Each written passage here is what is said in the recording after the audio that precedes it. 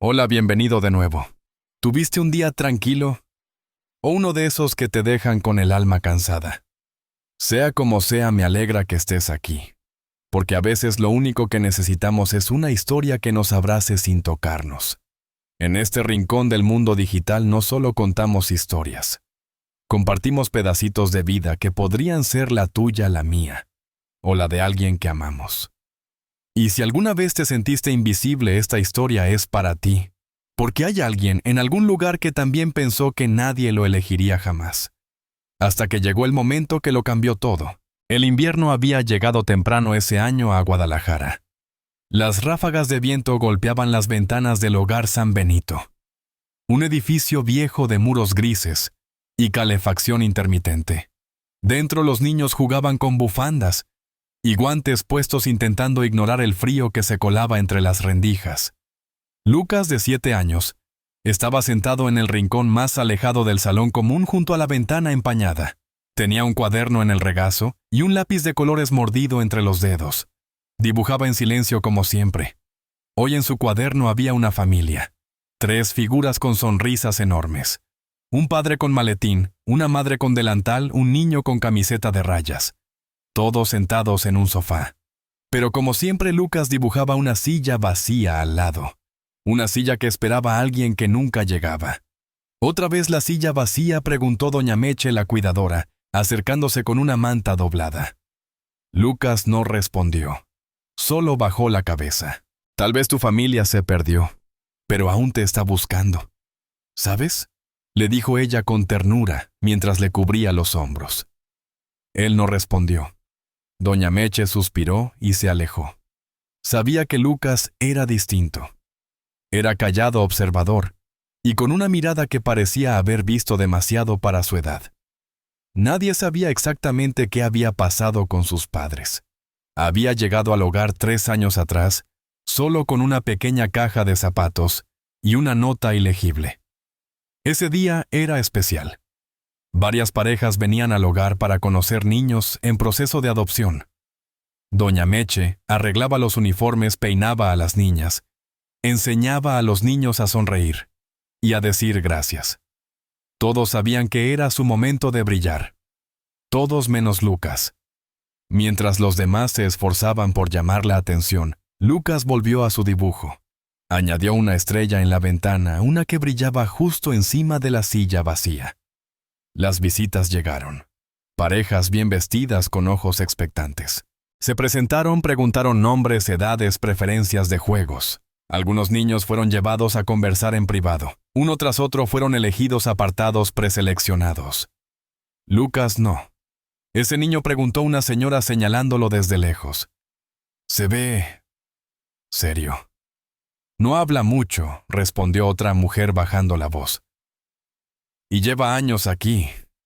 Si nadie lo ha adoptado, por algo será.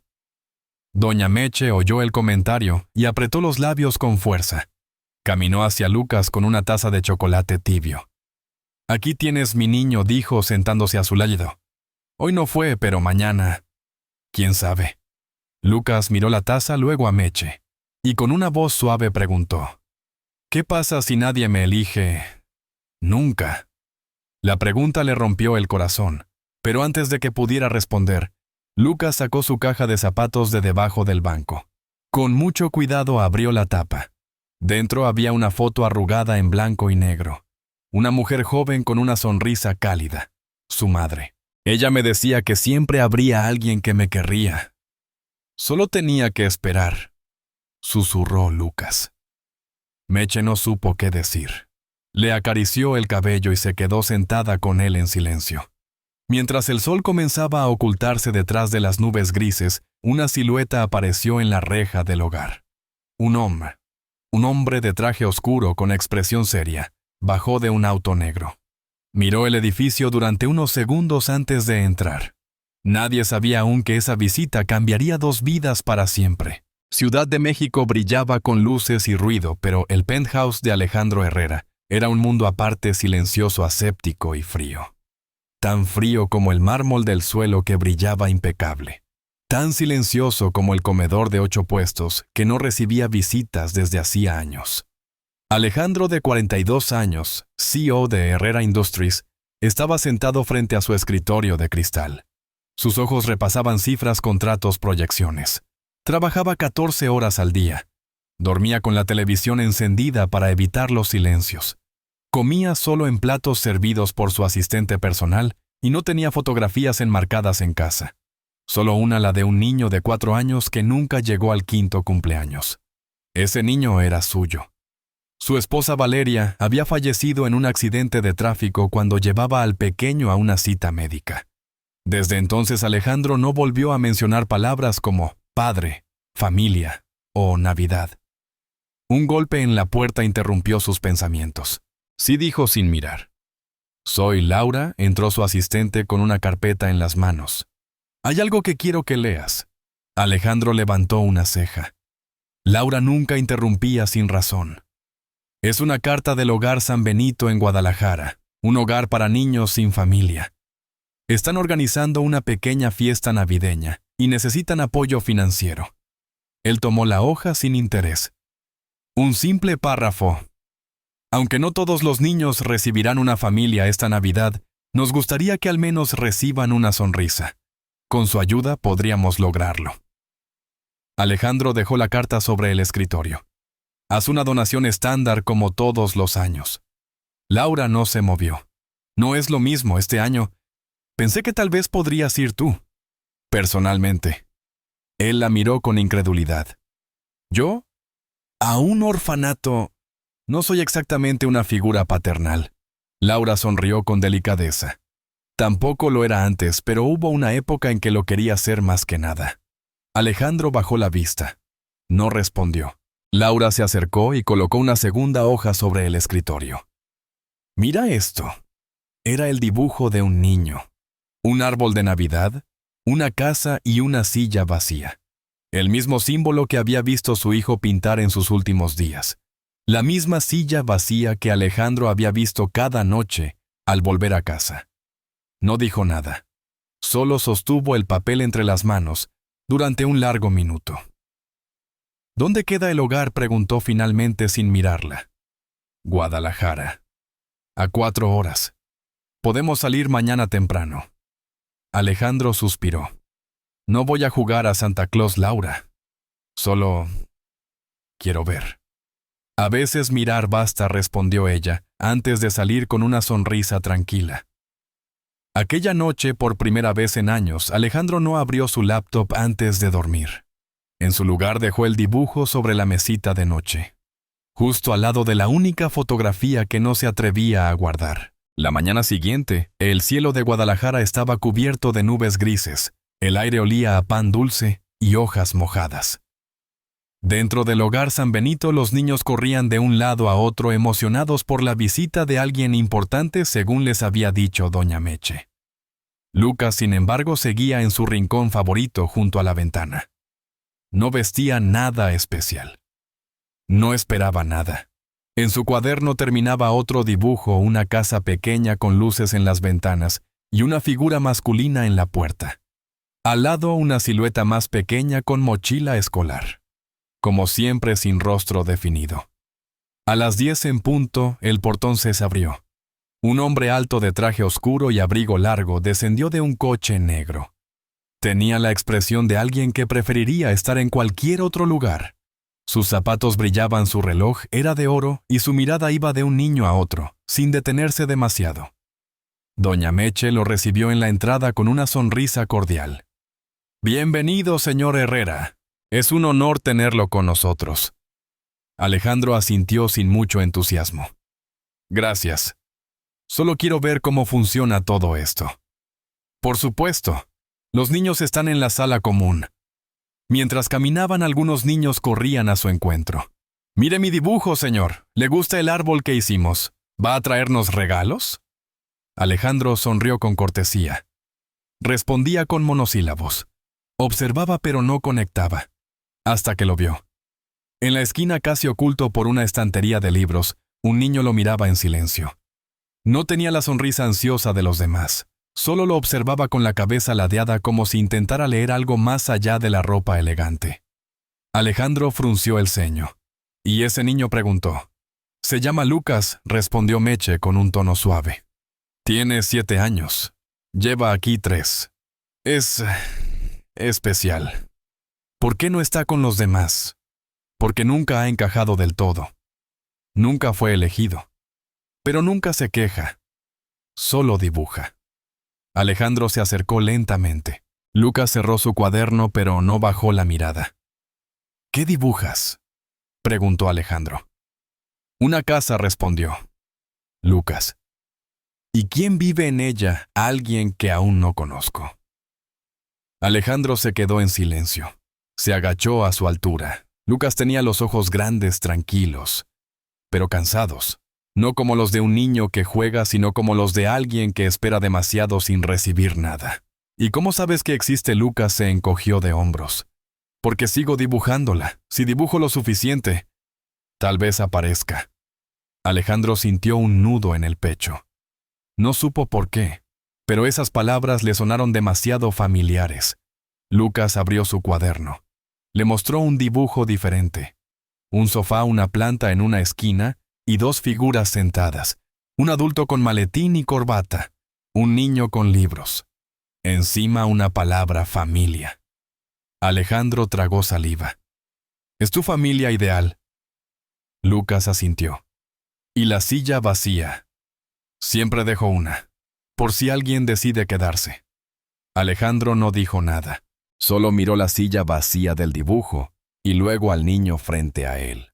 Y por primera vez en muchos años quiso quedarse. El tren de regreso a Ciudad de México partía al caer la tarde, pero Alejandro decidió quedarse una noche más en Guadalajara. No lo dijo en voz alta, ni siquiera a Laura. Solo sintió que irse ese mismo día sería prematuro. Esa noche pidió un chocolate caliente en una pequeña cafetería frente al hogar. Afuera la lluvia comenzaba a caer con pereza. Lucas a su lado sostenía la taza con ambas manos. Sus pies apenas tocaban en el suelo. No hablaban mucho, pero el silencio era cómodo. Gracias por el chocolate, murmuró Lucas. Alejandro asintió con una sonrisa breve. ¿Puedo ver más de tus dibujos? Lucas dudó. Luego sacó de su mochila un pequeño cuaderno azul con esquinas dobladas y la portada raspada. Lo puso sobre la mesa con cuidado como si entregara un tesoro. Alejandro lo abrió lentamente. Cada página era un universo: casas, árboles, perros, caras imaginadas, estrellas con nombres. En una página, una mujer de cabello largo y ojos grandes sostenía un niño en brazos. En la esquina inferior, con letra temblorosa, Lucas había escrito: mamá en la estación. Es tu madre. Lucas asintió. La dibujé de memoria. No tengo fotos. Solo esta. Abrió la tapa trasera del cuaderno. Pegada con cinta vieja, había una hoja arrugada, una tarjeta de empleado. Alejandro se quedó inmóvil.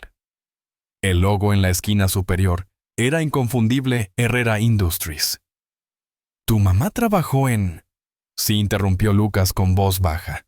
Me dijeron que era recepcionista. Luego... ¿pasó algo? Alejandro sintió un escalofrío. ¿Qué pasó? Lucas bajó la mirada. Un día no volvió por mí.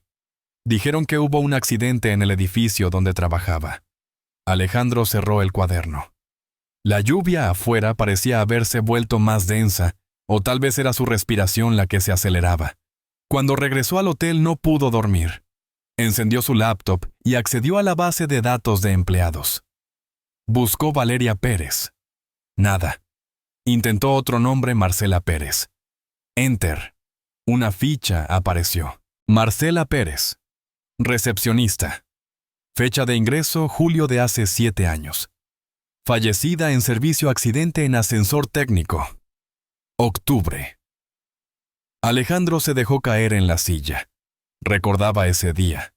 La empresa estaba en caos por un fallo mecánico. Un trabajador había muerto. Nunca supo que era madre. Nunca supo que había un niño esperándola. Dios mío, susurró. Cerró los ojos.